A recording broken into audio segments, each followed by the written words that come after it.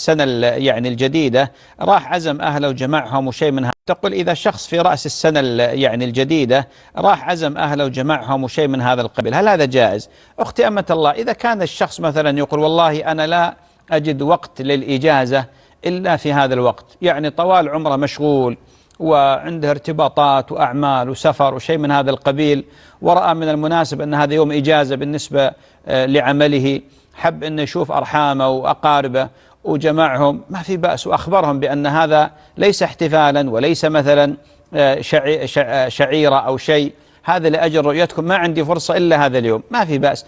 أما والله يحتفل هكذا، يعني والله يتقصد هذا اليوم ويجمع أهله وأقاربه في هذا اليوم ويسوي عشاء حتى لو لم يكن هناك شيء من المظاهر، هذا مما جاءت الشريعة بمنعه، لأن ما عند الآخرين مما يعتقدونه لا يلزمنا. نحن ما عندنا إلا عيدين، عيد الفطر وعيد الأضحى، حتى رأس السنة.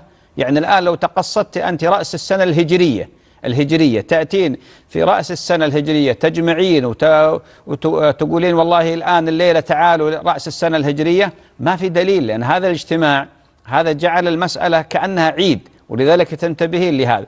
أما إذا كان يقول واحد والله أنا ما عندي فرصة إلا هذا الوقت، ما في بأس. مثل بعض الناس الآن يقول ما عندي وقت إلا يوم الجمعة أروح أزور المقبرة، ما في شيء، لكن تخصيص يوم الجمعة بزيارة المقابر ما في دليل.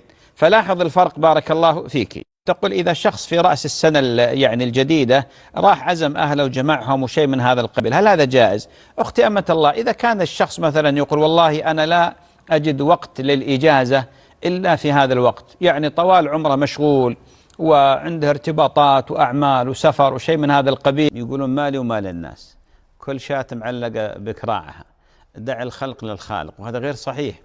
الله عز وجل قال والمؤمنون والمؤمنات بعضهم أولياء بعض يأمرون بالمعروف وينهون عن المنكر. والنبي عليه الصلاة والسلام حصر الدين في النصيحة، قال الدين النصيحة. قلنا لمن يا رسول الله؟ قال لله ولكتابه ولرسوله ولأئمة المسلمين وعامتهم. بل كان يبايع صلى الله عليه وسلم على النصيحة. والإنسان إذا دل على خير له مثل أجر من عمل ودعا أيضا إليه، من دل على هدى كان له من الأجر مثل أجور من تبعه.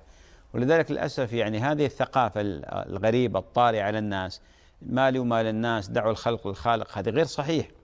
لكن المقصود الإنسان ينصح بلطف وبلين وبرفق وبتحبب، ما يأتي ينصح بسلطوية وفوقية وخشونة وغلظة، لا، ينصح ويقدم النصيحة بقالب حبي أخوي، بقالب لين مقبول، الناس تقبل، أبدا الناس تقبل. فقولا له قولا لينا لعله يتذكر أو يخشى، فبما رحمة من الله لنت لهم.